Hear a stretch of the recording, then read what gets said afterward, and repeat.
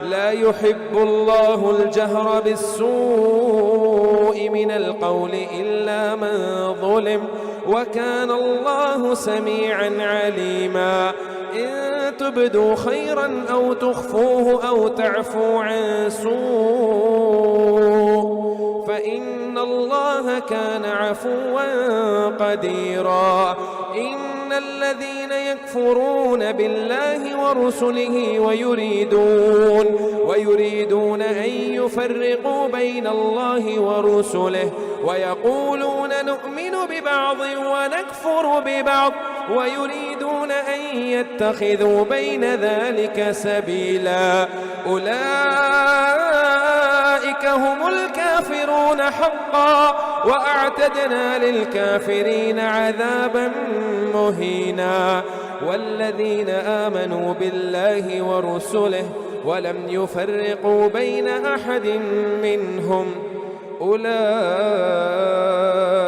سوف يؤتيهم أجورهم وكان الله غفورا رحيما.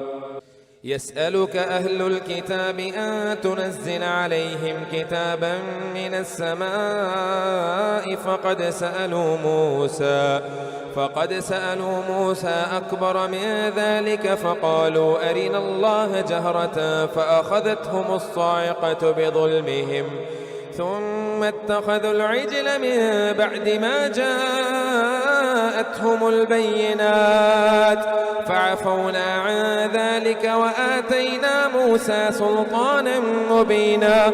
ورفعنا فوقهم الطور بميثاقهم وقلنا لهم ادخلوا الباب سجدا وقلنا لهم لا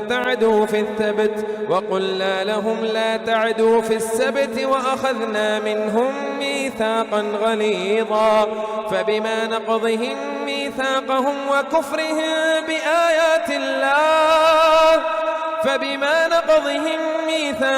وكفرهم بآيات الله وقتلهم الأنبياء بغير حق وقولهم قلوبنا غلف بل طبع الله عليها بكفرهم فلا يؤمنون إلا قليلا. وبكفرهم وقولهم على مريم بهتانا عظيما وقولهم إنا قتلنا المسيح عيسى بن مريم رسول الله وما قتلوه وما صلبوه ولكن شبه لهم وإن الذين اختلفوا فيه لفي شك منه ما له به من علم إلا اتباع الظن وما قتلوه يقينا. بل رفعه الله إليه وكان الله عزيزا حكيما. وإن من أهل الكتاب إلا ليؤمنن به قبل موته ويوم القيامة يكون عليهم شهيدا.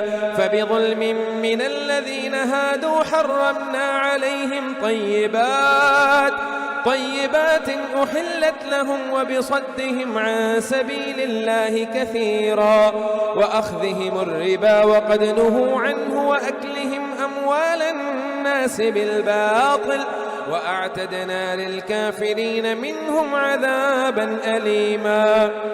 لكن الراسخون في العلم منهم والمؤمنون يؤمنون بما أنزل إليك وما أنزل من قبلك والمقيمين الصلاة والمؤتون الزكاة والمؤمنون بالله واليوم الآخر أولئك أعتدنا لهم عذابا أليما. والمقيمين الصلاة والمؤتون الزكاة والمؤمنون بالله واليوم الآخر أولئك سنؤتيهم أجرا عظيما. إنا أوحينا إليك كما أوحينا إلى نوح والنبيين من بعده وأوحينا إلى إبراهيم وإسماعيل وإسحاق ويعقوب والأسباط وعيسى وأيوب ويونس وموسى وهارون إنا أوحينا إليك كما أوحينا إلى نوح والنبيين من بعده وأوحينا إلى إبراهيم وإسماعيل وإسحاق ويعقوب والأسباط وعيسى وأيوب ويوسف وموسى وهارون ويونس وهارون وسليمان وآتينا داود زبورا ورسلا قد قصصناهم عليك من قبل ورسلا لم نقصصهم عليك وكلم الله موسى تكليما رسلا مبشرين ومنذرين لئلا يكون للناس على الله حجة بعد الرسل وكان الله عزيزا حكيما لكن الله يشهد بما أنزل إليك أنزله بعلمه والملائكة يشهدون وكفى بالله شهيدا إن الذين كفروا وصدوا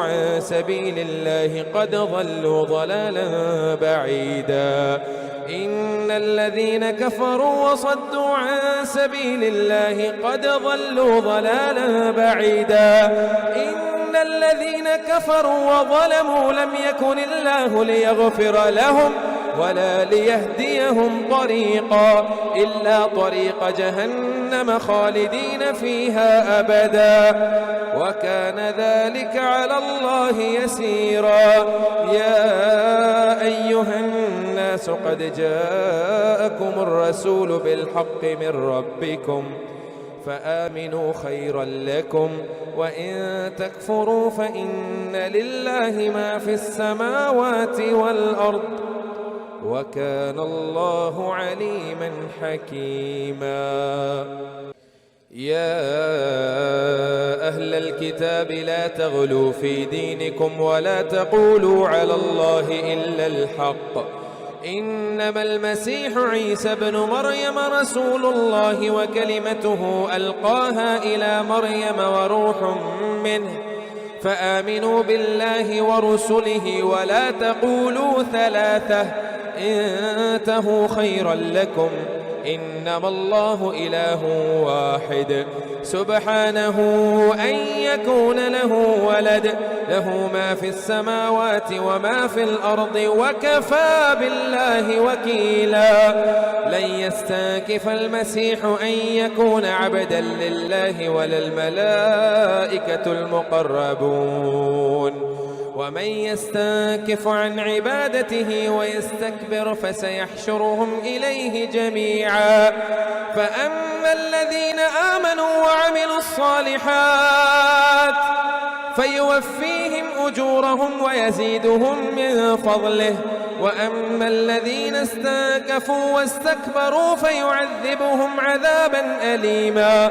ولا يجدون لهم من دون الله وليا ولا نصيرا يا أيها الناس قد جاءكم برهان من ربكم وأنزلنا إليكم نورا مبينا فأما الذين آمنوا بالله واعتصموا به فسيدخلهم في رحمة منه وفضل ويهديهم إليه صراطا مستقيما يستفتونك قل الله يفتيكم في الكلالة إن امرؤ هلك ليس له ولد وله أخت فلها نصف ما ترك وهو يرثها إن لم يكن لها ولد فإن كانت اثنتين فلهما الثلثان مما ترك وإن كانوا إخوة رجالا ونساء فللذكر مثل حظ الأنثيين يبين الله لكم أن تضلوا والله بكل شيء عليم. بسم الله الرحمن الرحيم. يا أيها الذين آمنوا أوفوا بالعقود أحلت لكم بهيمة الأنعام إلا ما يتلى عليكم غير محل الصيد وأنتم حرم إن الله يحكم ما يريد. يا أيها الذين آمنوا لا تحلوا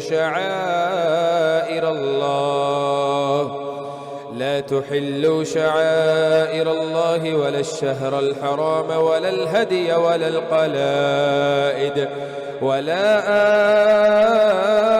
آمين البيت الحرام يبتغون فضلا من ربهم ورضوانا وإذا حللتم فاصطادوا ولا يجرمنكم شنآن قوم أن صدوكم عن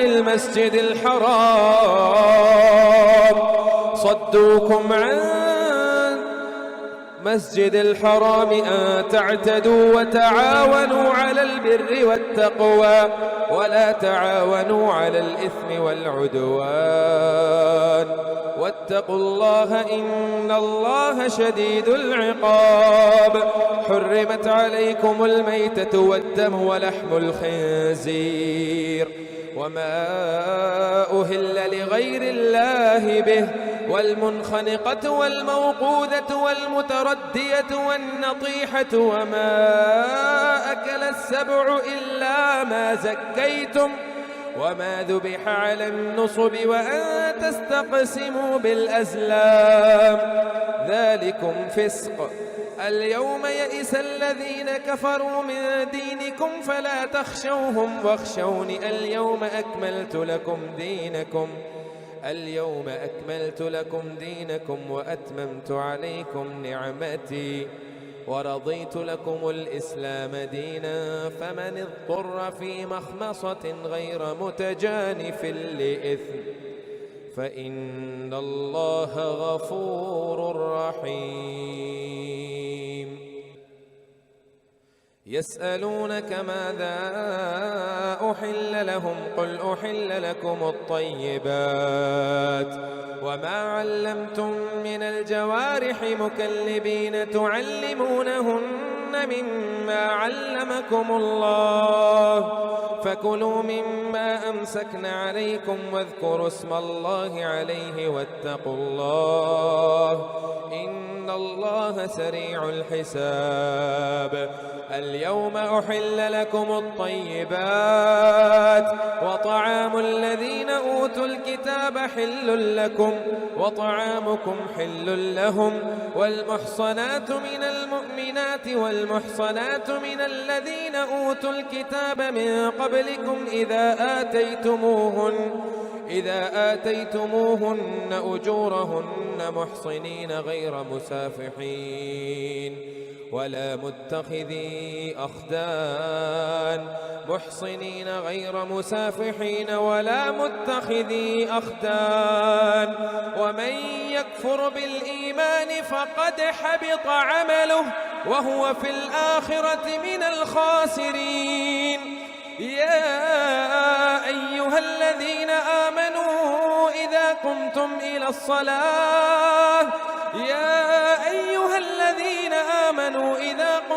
إلى الصلاة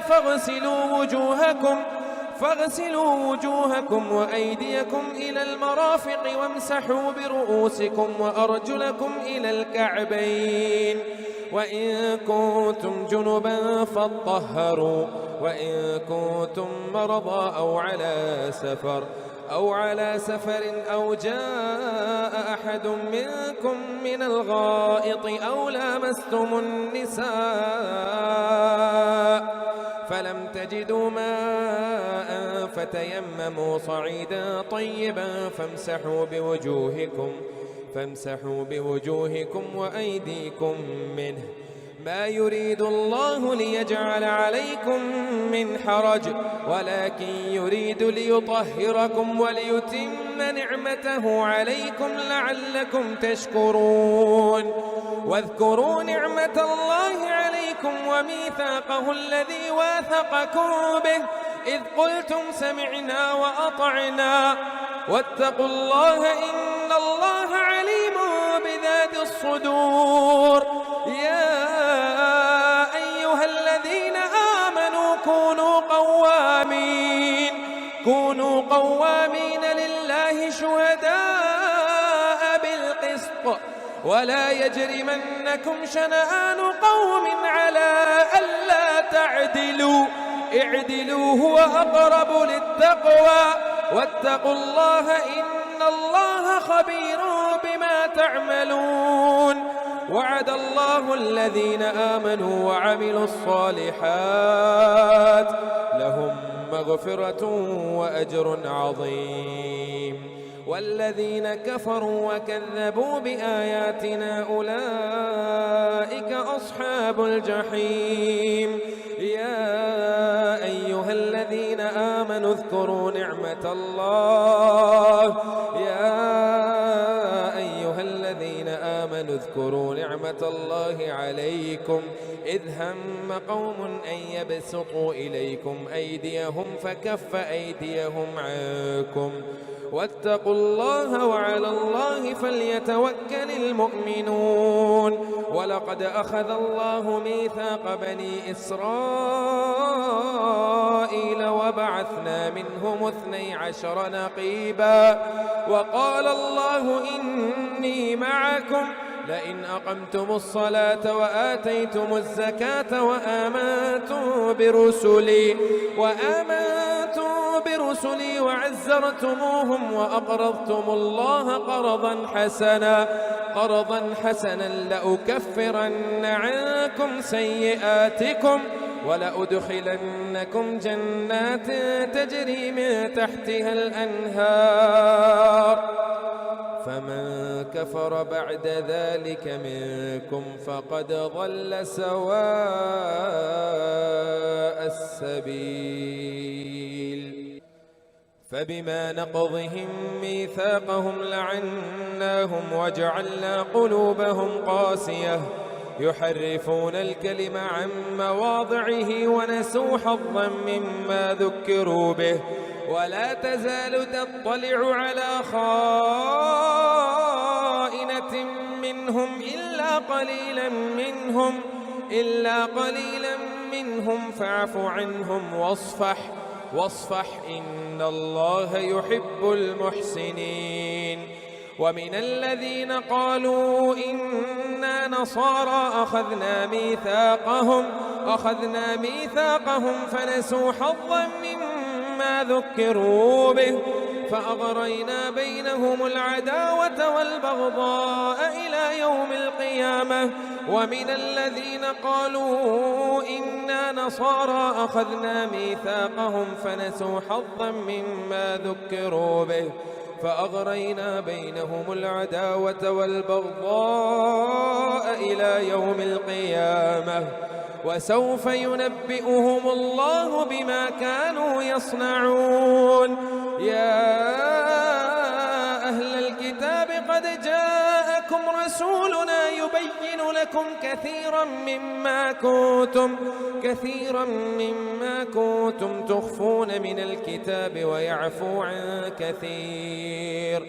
قد جاءكم من الله نور وكتاب مبين يهدي به الله من اتبع رضوانه سبل السلام ويخرجهم من الظلمات إلى النور بإذنه ويهديهم إلى صراط مستقيم.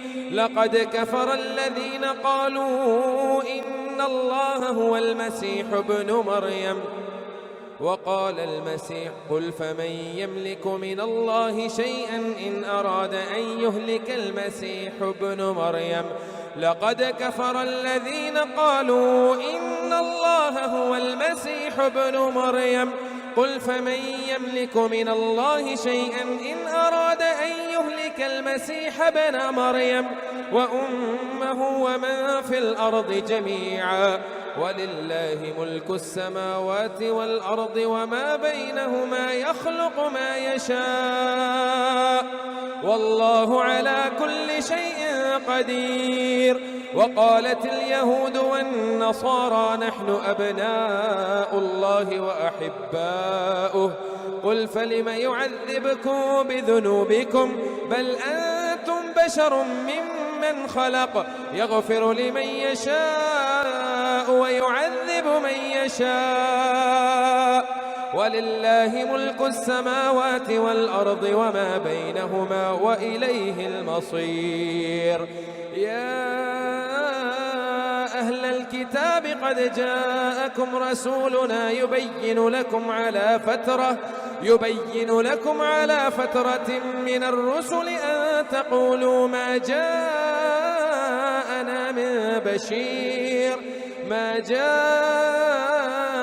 من بشير ولا نذير، فقد جاءكم بشير ونذير والله على كل شيء قدير.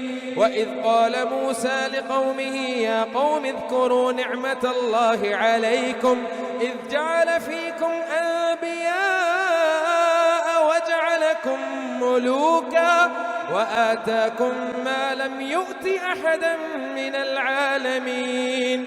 يا قوم ادخلوا الأرض المقدسة التي كتب الله لكم ولا ترتدوا على أدباركم فتنقلبوا خاسرين.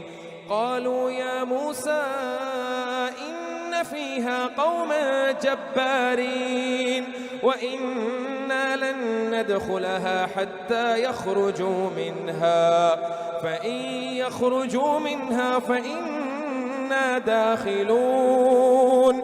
قال رجلان من الذين يخافون أنعم الله عليهم ادخلوا عليهم الباب فإذا دخلتموه فإنكم غالبون وعلى الله فتوكلوا إن كنتم مؤمنين. قالوا يا موسى إنا لن ندخلها أبدا ما داموا فيها فاذهب أنت وربك فقاتلا إنا هاهنا قاعدون. قال رب إني لا أملك إلا نفسي وأخي فافرق بيننا وبين القوم الفاسقين. قال فإنها محرمة عليهم 40 سنة يتيهون في الأرض فلا تأس على القوم الفاسقين. واتل عليهم نبأ بني آدم بالحق إذ قربا قربانا فتقبل من أحدهما ولم يتقبل من الآخر قال لأقتلنك قال إنما يتقبل الله من المتقين. لئن بسطت إلي يدك لتقتلني ما أنا بباسط يدي إليك لأقتلك إني أخاف الله رب العالمين. إني أريد أن تبوء بإثمي وإثمك فتكون من أصحاب النار وذلك جزاء الظالمين. فطوعت له نفسه قتل أخيه فقتله فأصبح من الخاسرين. فبعث الله غرابا يبحث في الأرض ليريه كيف يواري سوءة أخيه قال يا ويلتى أعجزت أن أكون مثل هذا الغراب فأواري سوءة أخي فأصبح من النادمين. من أجل ذلك كتبنا على بني إسرائيل أنه من قتل نفسا بغير نفس أو فساد في الأرض فكأنما قتل الناس جميعا ومن أحياها فكأنما أحيا الناس جميعا. ولقد جاءتهم رسلنا بالبينات ثم إن كثيرا منهم بعد ذلك في الأرض لمسرفون. إنما جزاء الذين يحاربون الله ورسوله ويسعون في الأرض فسادا أن يقتلوا أو يصلبوا أو تقطع أيديهم وأرجلهم من خلاف أو ينفوا من الأرض ذلك لهم خزي في الدنيا ولهم في الآخرة عذاب عظيم إلا الذين تابوا من قبل أن تقدروا عليهم فاعلموا أن الله غفور رحيم. يا أيها الذين آمنوا اتقوا الله وابتغوا إليه الوسيلة وجاهدوا في سبيله لعلكم تفلحون. إن الذين كفروا لو أن لهم ما في الأرض جميعا ومثله معه ليفتدوا به من عذاب يوم القيامة ما تقبل منهم ولهم عذاب أليم.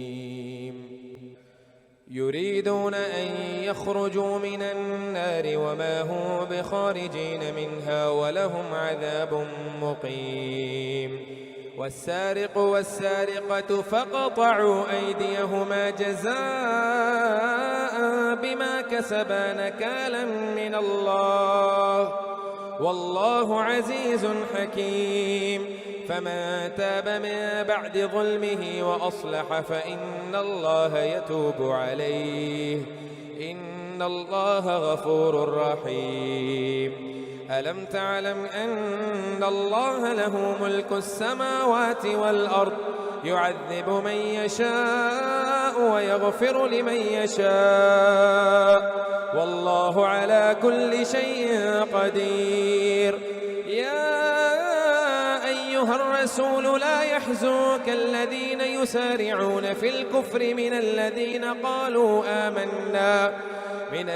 قالوا آمنا بأفواههم ولم تؤمن قلوبهم ومن الذين هادوا سماعون للكذب سماعون لقوم آخرين لم يأتوك يحرفون الكلم من بعد مواضعه يقولون إن أوتيتم هذا فخذوه وإن لم تؤتوه فاحذروا ومن يرد الله فتنته فلا تملك له من الله شيئا. أولئك الذين لم يرد الله أن يطهر قلوبهم لهم في الدنيا خزي ولهم في الآخرة عذاب عظيم. سماعون للكذب أكالون للسحت فإن جاءوك فاحكم بينهم أو سماعون للكذب أكالون للسحت فإن جاءوك فاحكم بينهم أو أعرض عنهم وإن تعرض عنهم فلن يضروك شيئا وإن حكمت فاحكم بينهم بالقسط إن الله يحب المقسطين. وكيف يحكمونك وعندهم التوراة فيها حكم الله ثم يتولون من بعد ذلك وما أولئك بالمؤمنين. إنا أنزلنا التوراة فيها هدى ونور يحكم بها النبيون الذين أسلموا للذين هادوا والربانيون والأحبار بما استحفظوا من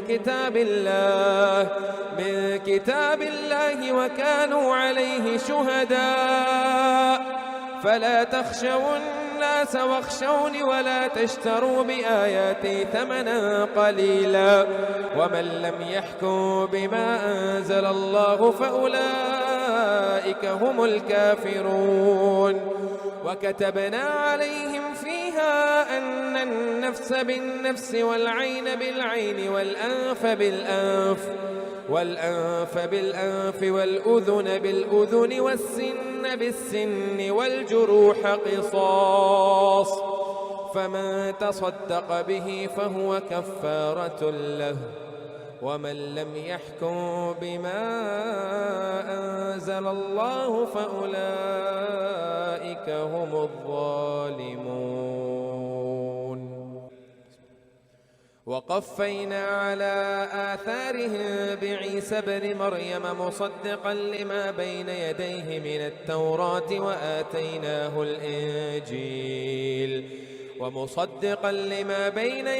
من التوراة وهدى وموعظة للمتقين وليحكم أهل الإنجيل بما أنزل الله فيه.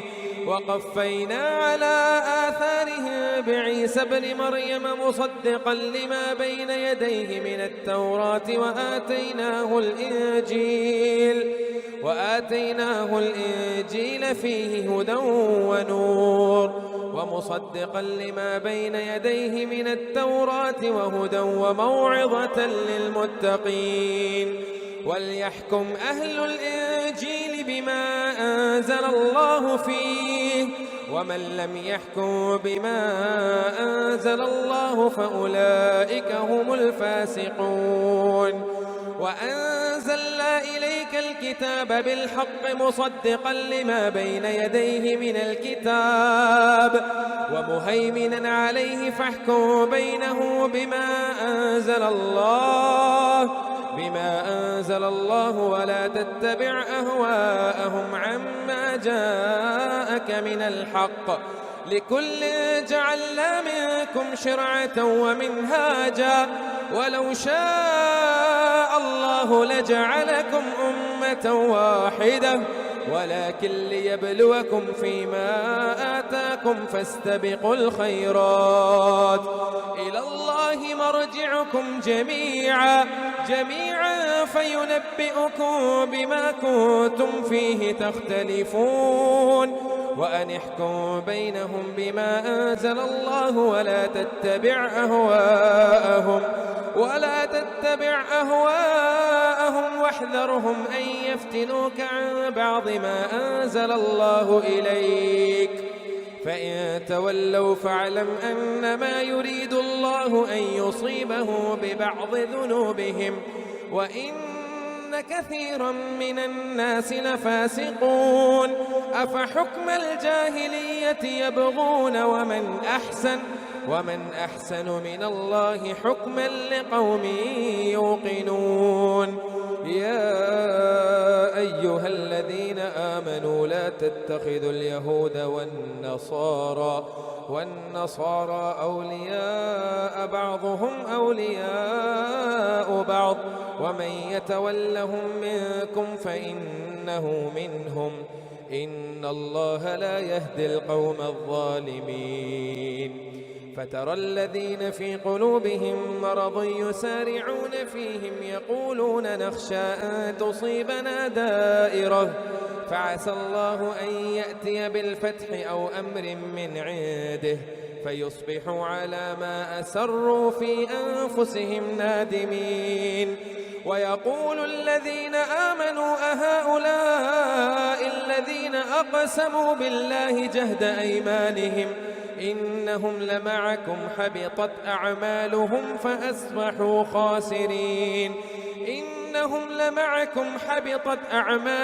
فأصبحوا خاسرين.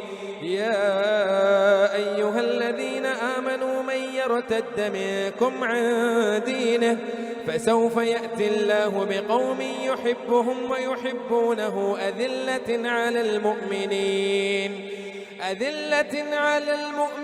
أعزة على الكافرين يجاهدون في سبيل الله ولا يخافون لومة لائم ذلك فضل الله يؤتيه من يشاء والله واسع عليم. إنما وليكم الله ورسوله والذين آمنوا الذين يقيمون الصلاة ويؤتون الزكاة وهم راكعون ومن يتول الله ورسوله والذين آمنوا فإن حزب الله هم الغالبون. يا أيها الذين آمنوا لا تتخذوا الذين اتخذوا دينكم هزوا ولعبا من الذين أوتوا الكتاب من قبلكم والكفار أولياء واتقوا الله إن كنتم مؤمنين. وإذا ناديتم إلى الصلاة اتخذوها هزوا ولعبا ذلك بأنهم قوم لا يعقلون.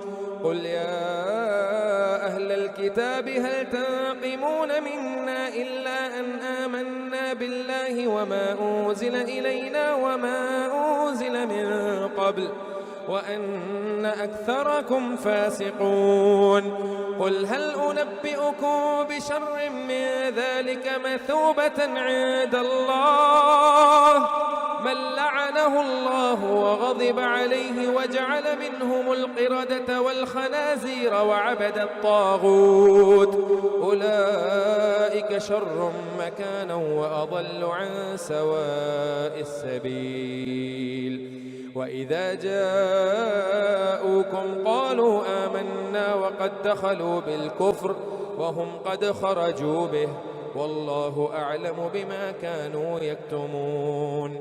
وترى كثيرا منهم يسارعون في الإثم والعدوان وأكلهم السحت لبئس ما كانوا يعملون. لولا ينهاهم الربانيون والأحبار عن قولهم الإثم وأكلهم السحت لبئس ما كانوا يصنعون.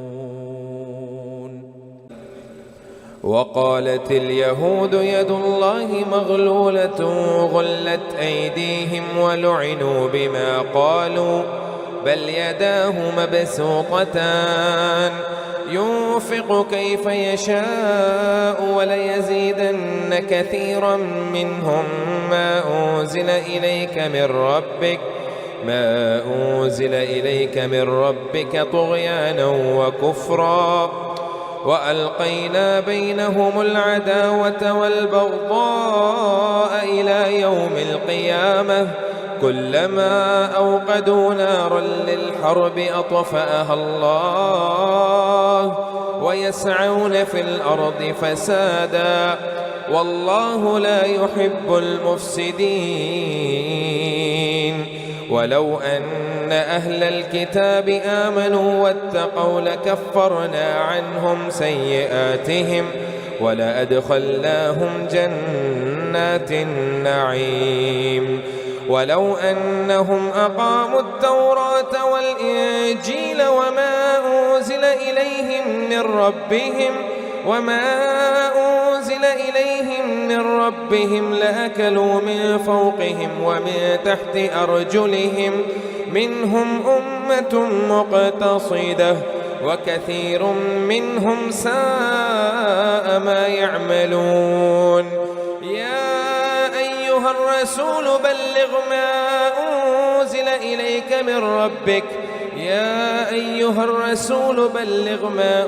إليك من ربك وإن لم تفعل فما بلغت رسالته والله يعصمك من الناس إن الله لا يهدي القوم الكافرين. قل يا أهل الكتاب لستم على شيء حتى تقيموا التوراة والإنجيل وما أنزل إليكم من ربكم وليزيدن كثيرا منهم ما أنزل إليك من ربك طغيانا وكفرا فلا تأس على القوم الكافرين. إن الذين آمنوا والذين هادوا والصابئون والنصارى من آمن بالله واليوم الآخر وعمل صالحا فلا خوف عليهم ولا هم يحزنون. لقد أخذنا ميثاق بني إسرائيل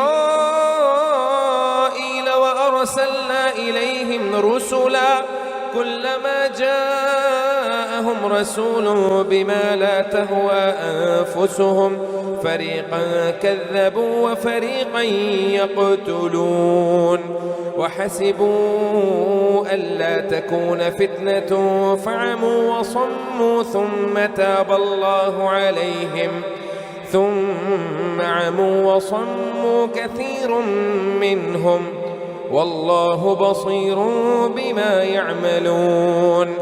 لقد كفر الذين قالوا إن الله هو المسيح ابن مريم وقال المسيح يا بني إسرائيل اعبدوا الله ربي وربكم إنه من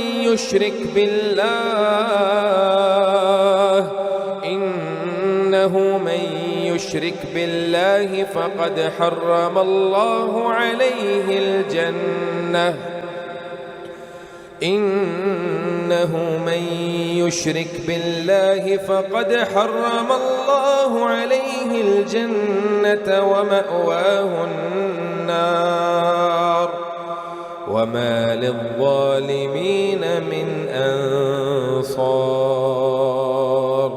لقد كفر الذين قالوا إن الله ثالث ثلاثة وما من إله إلا إله واحد وإن لم ينتهوا عما يقولون ليمسن الذين كفروا منهم عذاب أليم. أفلا يتوبون إلى الله ويستغفرونه والله غفور رحيم. ما المسيح ابن مريم إلا رسول قد خلت من قبله الرسل وأمه صديقة كانا يأكلان الطعام انظر كيف نبين لهم الآيات ثم انظر أنى يؤفكون. قل أتعبدون من دون الله ما لا يملك لكم ضرا ولا نفعا قل أتعبدون من دون الله ما لا يملك لكم ضرا ولا نفعا والله هو السميع العليم.